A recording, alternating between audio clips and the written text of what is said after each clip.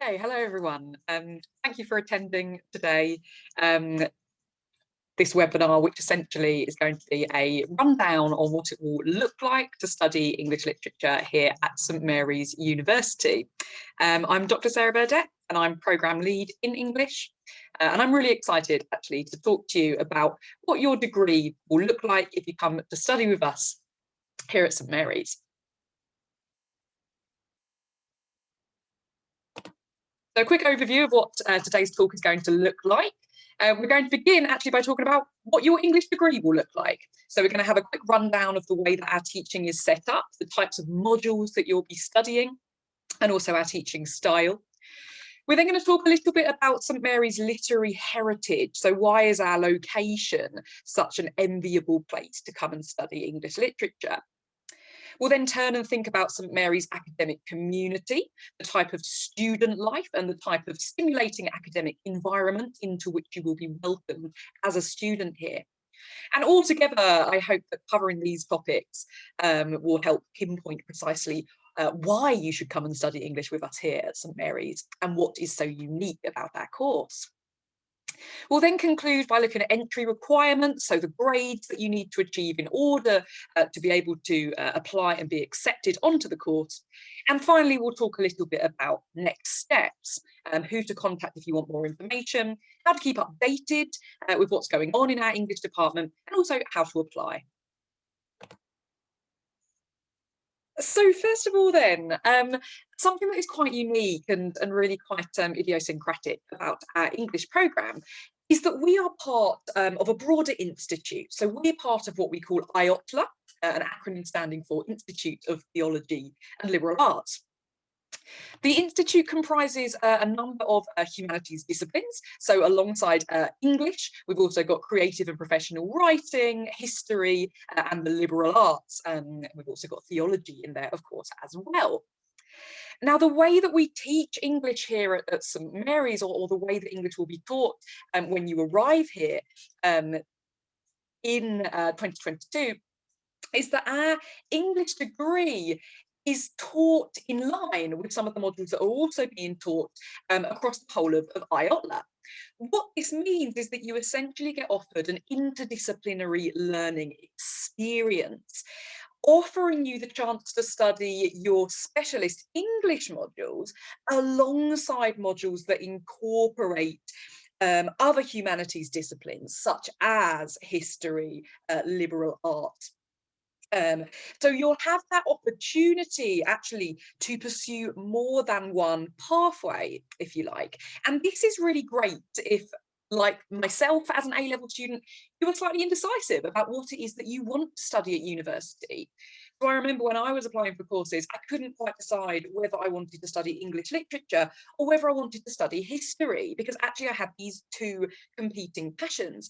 And I wasn't quite sure whether doing a joint honours degree would be quite right, because actually what I liked to do was to study literature in tune with the historical and cultural contexts that were underpinning its development. If, like me, you have that dilemma going on at the moment, then the way that English is taught here at St Mary's ought to really appeal to you.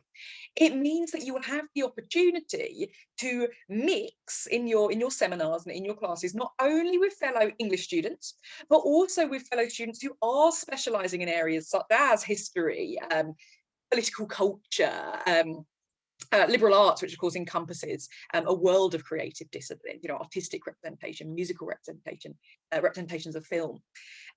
So you'll be part of this really vibrant and eclectic cohort, if you like, of students, which will encourage you to approach literature from a range of diverse perspectives, which you might not have considered yourself had you not had that opportunity to debate your literary texts and the representational forms that you are studying with students from disciplines other than your own.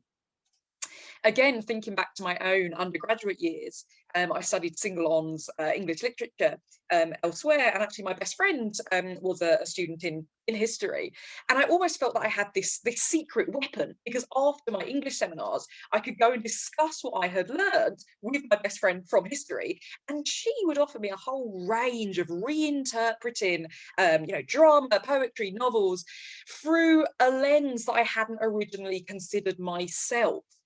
Now, the way that we offer English here at St Mary's means that you will all have that secret weapon, because all of you will be studying alongside students who are majoring in history and in liberal arts and creative writing, which means that you will have that eclectic range of readings on offer to you. And it will really enliven, I think, the way that you approach the materials that you're asked to assess during your seminars.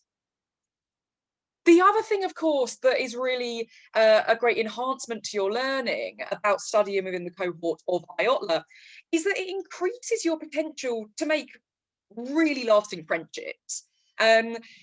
While you are incredibly likely to form valuable friendships with fellow English students, widening your reach of students so that you're also in close contact with students in history, with students in theology, with students in liberal arts, and with students in creative and professional writing means that you have that greater opportunity to find like-minded people who could well become lifelong friends.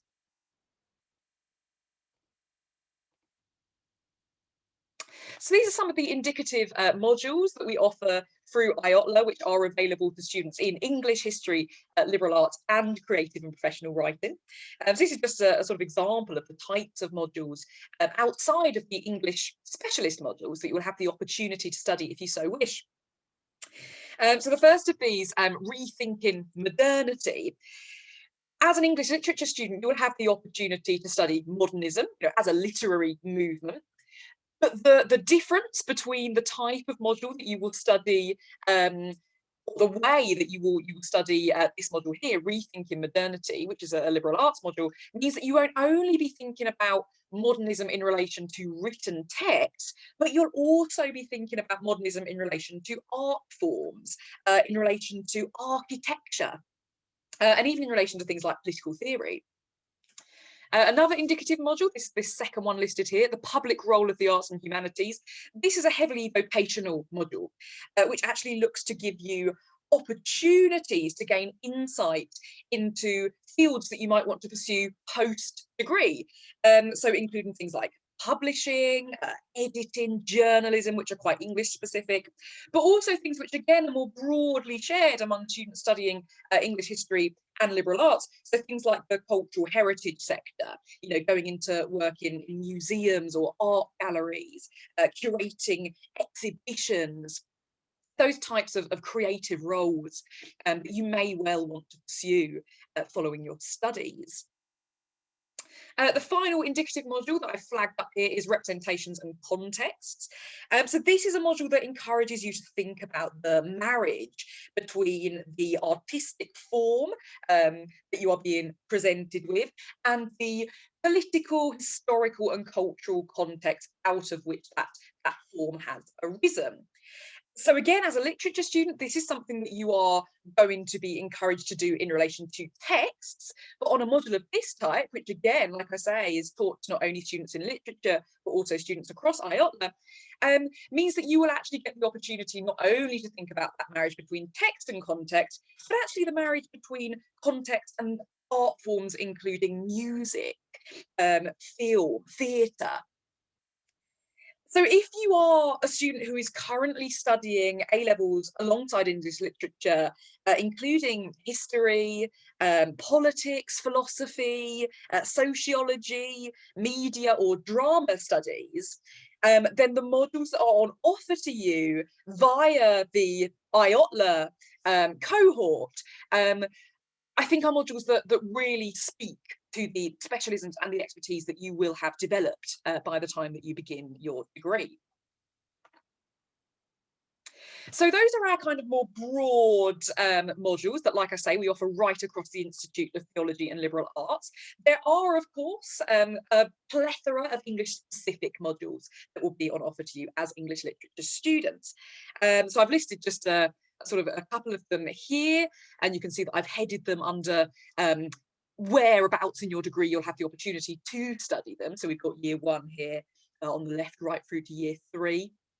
And to pick out just a couple, in year 1, you'll see that you have the opportunity, again, to engage with theatre, as well as literary text. So we're not only going to be thinking about what you're seeing on the page, but also the way in which artistic representation finds manifestation upon stage.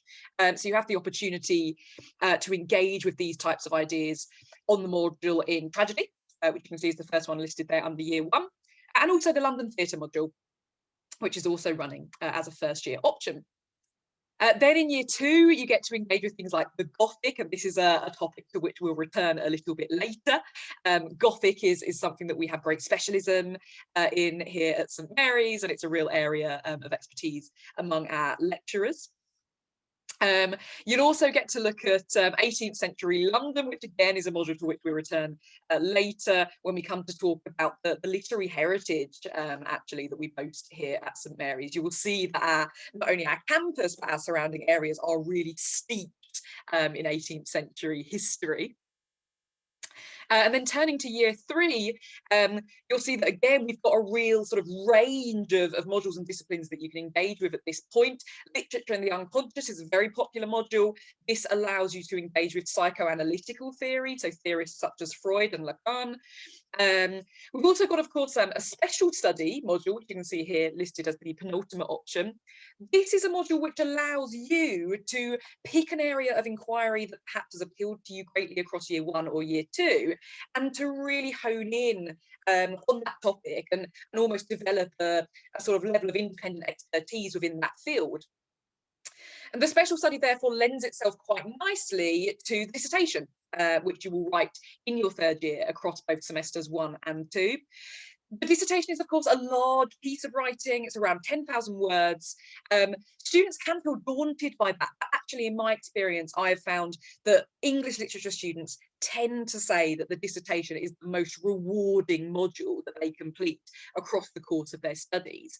It gives you that opportunity to focus in on a field of inquiry that has captured your imagination across the course of your studies. You can take it in whichever direction you wish, and you will have the support of a lecturer who specialises in the field that you have chosen.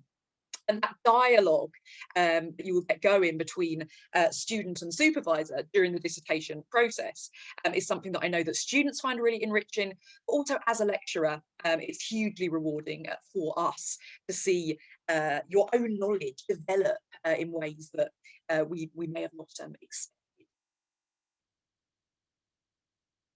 So our teaching style then is another thing to touch on. We really pride ourselves here at St Mary's on offering you a discursive form of student-led active learning. What I mean by this is that we are interested here at St Mary's in hearing what you have to say. It's your ideas and your thoughts that we consider to be most valuable. So ultimately, you know, your voice, your opinions are more important than ours. For this reason, we tend to avoid more conventional lecture style settings, and we like to teach in a seminar environment whereby we have students sat in a sort of discursive, usually circular type classroom setting. And every student is encouraged to give input and to have their ideas heard, so that you are engaging actively with your learning materials right from the start of the seminar, rather than sitting passively and sort of, you know, jotting down the ideas that your lecturer or your tutor is imparting. Now, another thing that students frequently comment on when reflecting on what they've enjoyed about studying English here at St Mary's is actually our small class sizes. So those of you who might be sitting here currently and thinking, oh my gosh, you know, I'm a really shy student, I'm quite quiet in class, I'm not sure if I want my own voice to be heard, I'm quite happy sitting at the back of the room. But actually, our small class sizes really lend themselves to building the confidence of students who are perhaps less confident when they come to St Mary's to begin their degrees. The fact that our class sizes tend to be made up of around, I'd say, sometimes sort of 6 to 10 students actually on average, means that not only are you in a sort of safe and warm environment, you don't have that sort of overwhelming feeling of having to share ideas in front of a huge group of people, but it also means, of course, that the classes can really be tailor-made to your individual needs. So as lecturers, we're able to look at you as individuals, understand and learn what types of teaching styles work best for you, and then adapt our teaching styles to fit those needs. And this is something that in larger universities with larger student cohorts just isn't possible to achieve, because of course if you're teaching 40, 50 students per class, that potential to cater your style and to get to know students and how students learn just isn't really on offer. So our small class sizes really are a selling point, I think, and a USP for the way that we teach English here at St Mary's. It means also that we really get to know our students really well, and students get to know us really well. You get to know your classmates really quickly also. And again, something that is frequently commented on by English students are the ease at which friendships are formed between English students studying together. So there's that real strong rapport, like I say, between lecturers and students. And by the time you get to third year, this is something that I think will really benefit you.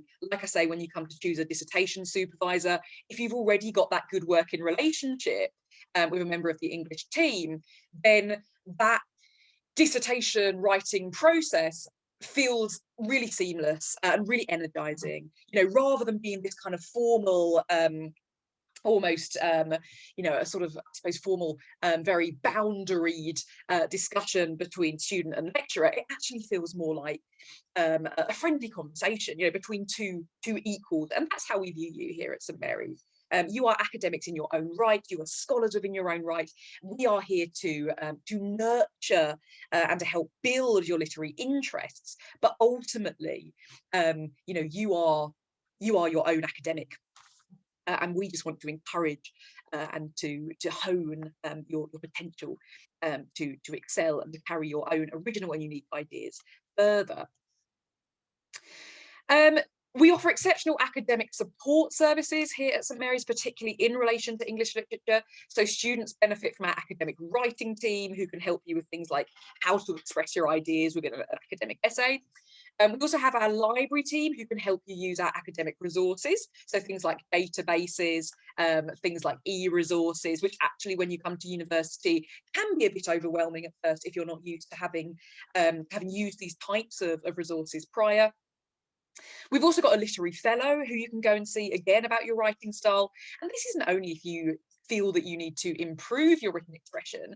Actually, if you're already achieving really highly and you want to take your work to an even higher level because you are someone who is hoping to publish work even during or after your degree, or you're someone who wants to become a creative writer, post-degree, then the literary fellow is on offer for you to go and visit.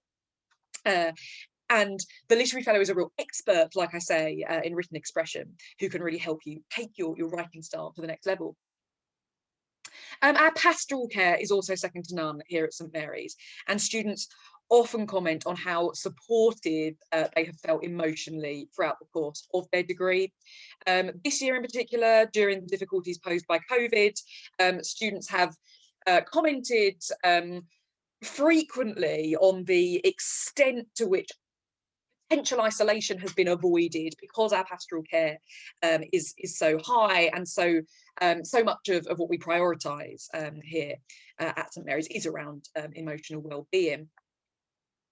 So pastoral care is offered not only by your lecturers, but also by your personal tutors, who are tutors who are allocated to you in year one of your study and are there to support you with any personal matters that you might come up against across the course of your degree. And again, because that we do have a small English cohort, that relationship between your personal tutor is one of real closeness and real rapport, because you really do get to know your lecturers.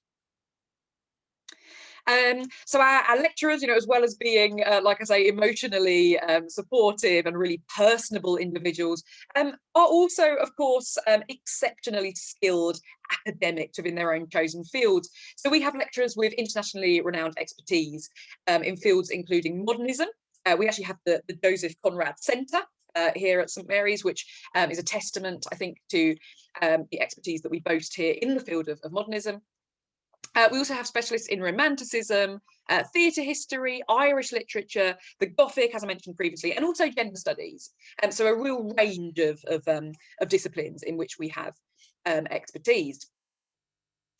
Another, I suppose, sort of perhaps appealing USP to those of you who are vocational minded and would like to build up your employability across the course of your degree is the fact that starting in 2022 we will be offering the opportunity for you to pursue an additional placement year across the course of your degree. So this will mean that your degree lasts 4 years rather than 3. In your 3rd year you will pursue an internship.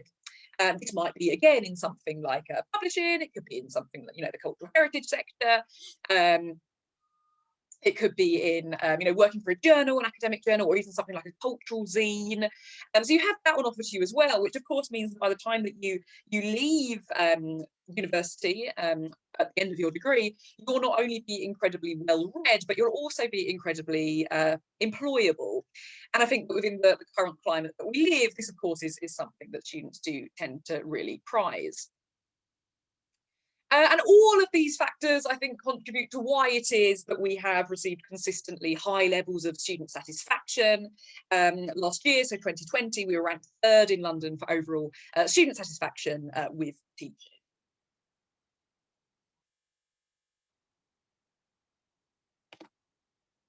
Now, another thing that comes up often when students reflect on their time here, and I think also part of what helps to augment our student satisfaction levels, is the academic community that we offer here at St Mary's. So we really pride ourselves on having such a warm, supportive and eclectic academic community among students and staff here in English literature. Peer support, I think, is invaluable, particularly when you are studying a humanities discipline, literature in particular. You have less contact time than students who are studying the sciences or, things like economics and sport, which means that actually friendships and having that ongoing dialogue with other members of your course is really fundamental. I know students who will meet up voluntarily sort of once a week and just go for coffee to discuss assignments, to discuss what they've studied in class. And students do this without being prompted, because that's how close-knit our learning environment is here in English literature. And this is something that is absolutely, I think, a real selling point for our degree. It's something that historically has been commented on and still is commented on to this day.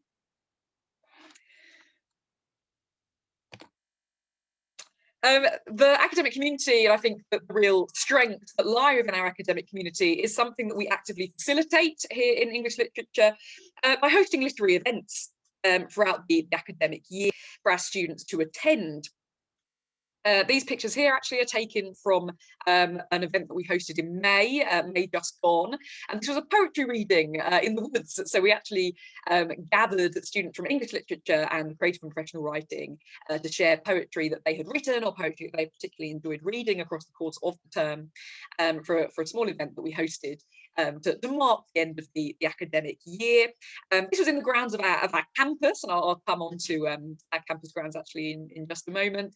And actually this day in the end turned out to be a total washout. It was pouring with rain, typical English summer weather, but our students still came out in full force, which I think is testament to the passion and conviviality actually of our students and our staff. So even a year like this one, when we've had COVID to grapple with, we were still able to organise outdoor activities that our students were really keen to come along to, and were really, I think, energising and inspiring for those of them who participated. Here's another image here from our poetry reading in the woods. And we host, like I say, a lot of events like this throughout the year. We hold regular picnics in the grounds of our campus, which essentially actually allows students the opportunity really to come together in a kind of informal and relaxed environment to discuss with one another, but also with their lecturers who frequently attend, the works they've been studying in class, perhaps opportunities for extracurricular activities, publication opportunities, contributing to things like, the Richmond Literary Festival. And this can all be is all done in a very friendly and, like I say, laid back manner, rather than students feeling under pressure to sort of drop a formal email to a lecturer and then go along to a more sort of rigid office hour type discussion. So things like the picnics and the poetry readings that we host, again, I think are part of what really help to enhance the relationships between students and staff, and to ensure that students feel fully supported, relaxed and at ease while studying literature here at St Mary's. As well as things like picnics and poetry readings, we also host frequent trips to literary sites local to our campus at Strawberry Hill. And this leads me nicely in to the next topic, which of course is St Mary's literary heritage. So many of you may recognise this building. This, of course, is Strawberry Hill House. So our campus, our main campus, shares its grounds with Strawberry Hill House, which, like I say, you can see here in the sun. So Strawberry Hill House, on the one hand, is a striking example of Gothic revival architecture. And its literary heritage actually is down to this man here, Horace Walpole. So Strawberry Hill House was once home to Horace Walpole, of course, very famous Gothic author, often referred to, in fact, as the father of Gothic literature. He built Strawberry Hill House, he designed it himself, and he lived here for much of his life. And in fact, Walpole's very famous Gothic novel, The Castle of Ortranto, was inspired by a nightmare that he had while within Strawberry Hill House itself. And this was the precise type of inspiration that the Walpole had hoped that the house would offer him. So he actually designed the building's interior to catapult his imagination into the Gothic realms. And I think, as you can see by looking at these images here of the inside of the house, it's clear to see how this was achieved. So Walpole and his circle featured heavily on our Gothic cultures module that you can study in your second year of your degree. So actually what you have really is the enviable opportunity to sit writing about Gothic literature while literally overlooking the building or site in which, many would argue the Gothic genre was actually born. So you have a really sort of, I suppose, immersive experience of Gothic literature while studying here at the University of St Mary's. Now, Walpole, of course, isn't the only literary figure of relevance to St Mary's. Just down the road from us, in fact, as many of you, I'm sure, again, will know, we have other literary landmarks, including Pope's Grotto, which you can see here on the left, and David Garrick's Villa, which you can see here on the right. So these buildings were both home at very important points in time to two very important figures in the 18th century. So Alexander Pope, of course, first and foremost, and also David Garrick. Alexander Pope was, of course, a satirist and a poet. He was actually nicknamed the Wicked Wasp of Twickenham during his time because of how biting and sort of, harsh his satires tended to be. And Pope is one of the figures that you will study as part of the 18th century London module, which incorporates a trip to Pope's Grotto. David Garrick was the most acclaimed English actor of the 18th century. He was really renowned, in fact, for his Shakespeare adaptations. So he played, figures like Macbeth and Hamlet and Richard III to great acclaim. And David Garrick is a figure that you will study as part of the London Theatre module. And again, this will incorporate a trip to Garrick's Villa. Finally, in relation to our literary heritage, if you pop down to St Mary's Parish Church in Teddington, which is about 10 minutes walk from our campus, or alternatively to St Mary's Church in Twickenham, again about sort of 10 minutes in the other direction, you will come across these two, well, this urn on the one hand and this tribute on the other. Now, these actually belong to two of the 18th century's most famous actresses. So you've got Peg Woffington, first of all, and Kitty Clive. Now, these actresses are of great interest to those of you who have a particular proclivity for studying attitudes surrounding gender, because they were both renowned for playing what we would call the breeches role or the travesty role. And I've included an image of this in the middle of your screen here. So this is a role which women have to disguise themselves as men, for a number of reasons. So essentially they cross-dress on the stage. So you have women, wearing male attire. And this is something that was very titillating at the time. Male audiences liked to go to the theatre to see women wearing this sort of, tight-fitting clothing that showed off the female physique.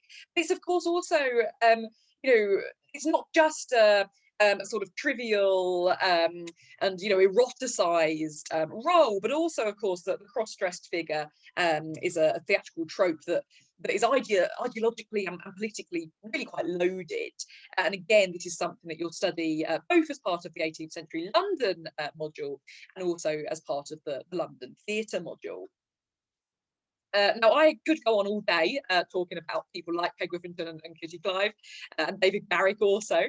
But if you are interested in the literary environs surrounding our campus at Strawberry Hill, I'll direct you here, instead of taking up all your time now, to a Talking Heads webinar that I filmed earlier this year in conversation with our provost, Don Charmley. So if you are, if you are keen to learn more about these types of figures and how they might crop up on the modules that you'll study during your time here, then do follow this link and take a look at the webinar.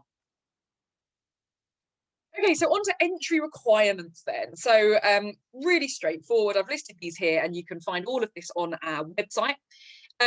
In terms of UCAS points, you need to be achieving between 96 and 112. That's the equivalent of CCC or BBC.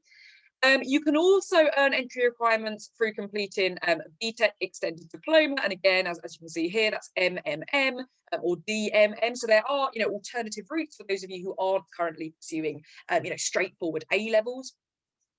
What we advise for those of you who are taking A-levels is that one of your subjects is English literature, and ideally we ask that you achieve a B grade in this subject.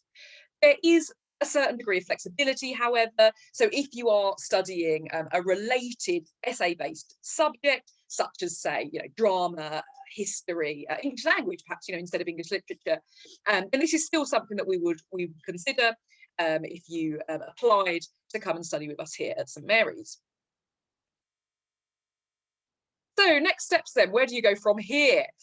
If, and I sort of hope that you have been inspired or intrigued by some of what you have heard today, and if you would like to learn more about English at St Mary's and what it has to offer, then I'm delighted to say that we are offering an on-campus face-to-face open day on Saturday, the 24th of July. This is our first face-to-face open day that we've been able to offer all year, of course, due to COVID restrictions. So I'd be really delighted to welcome you all to our stunning campus, because actually the campus is in its own right quite a selling point, I think, for us. So please do come along to the open day first and foremost. If you want to be kept updated on what's going on in our English department here at St Mary's, then we do actually have a Twitter page. This has recently been updated, so there's kind of two in existence. One of them is discontinued. The one that you want is at English Marys. And we're constantly updating this page. You can hear from our students on that page. You can hear what our lecturers are up to and what's kind of going on in the local vicinity as well in relation to English Lit. So as I mentioned, you can hear what our students have to say. You can do this via Twitter, or you can go to our website for a more full range of student experiences. You can see here on the left, we've got our lovely student Emily, who is just one of the students that you can hear from if you pop onto our Twitter page or to our website. And I think actually it's really important and really valuable to hear from current students. What they say is far more interesting, I think, and far more valuable to you than what I or any of my fellow lecturers have to say. So please do pop along and hear from them. If you have further questions that you'd like to ask about the course, you know, what it entails, specific modules, perhaps something to do with entry requirements, then by all means, please drop me an email. I've listed my address here, so I'm just sarah.burdett at stmarys.ac.uk, and I'll be very happy to get back to you as soon as possible. You can also sign up for communications from our team by following the link that I've copied here. So this means that you'll get email updates about important developments that are being made within the discipline. And if you are already sure, you know, you've already made your decision, you absolutely want to apply to St Mary's, then you can by all means go ahead and do that as soon as you wish by visiting our website. And again, I've offered the link here at the bottom of where you need to go in order to do that.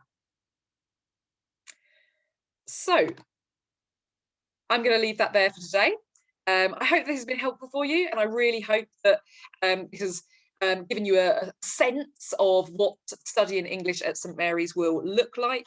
Like I say, please do get in touch if you have any further questions. I'm always really keen to speak to prospective students. I'll give about a couple of minutes actually now for any questions that might arise. But like I say, it's very possible to speak to me retrospectively after this webinar if you wish to do so.